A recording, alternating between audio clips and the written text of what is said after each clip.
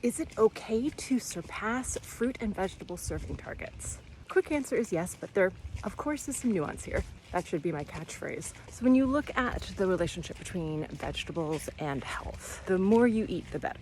But you get a really steep curve of benefit going from 0 to 1 or 2 servings, and then it's not as steep going from 2 to 3, and then it starts to level off around 5 servings. Some studies show 3, some studies show 8.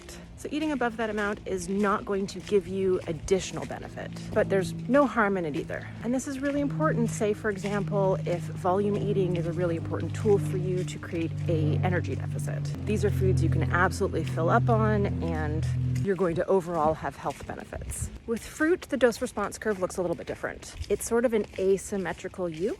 So you get a lot of benefit going from 0 to 1, 1 to 2, and then you kind of hit that bottom of the U around 3 servings of fruit per day. When you get much beyond that, you don't get as much benefit as if you stopped at 3 servings. And this is probably due to the impact of high fructose consumption. When fructose intake gets above 45 or 50 grams per day, there are some negative health consequences. And even though the fructose from whole fruit is not as problematic as, for example, the fructose in sugar-sweetened beverages, there are still problems with high intake. But 45 grams of fructose is anywhere between like 4 and 10 servings of fruit, depending on the fruit you're choosing. So what happens with that fruit dose response is even 5-6 servings per day, while not as good as 3, is still better than 0. So with vegetables, no holds barred. Eat as many as you want. With fruit, it's better to not go crazy. 2 to 3 servings per day seems to be the range of maximum benefit. And one more piece of nuance here.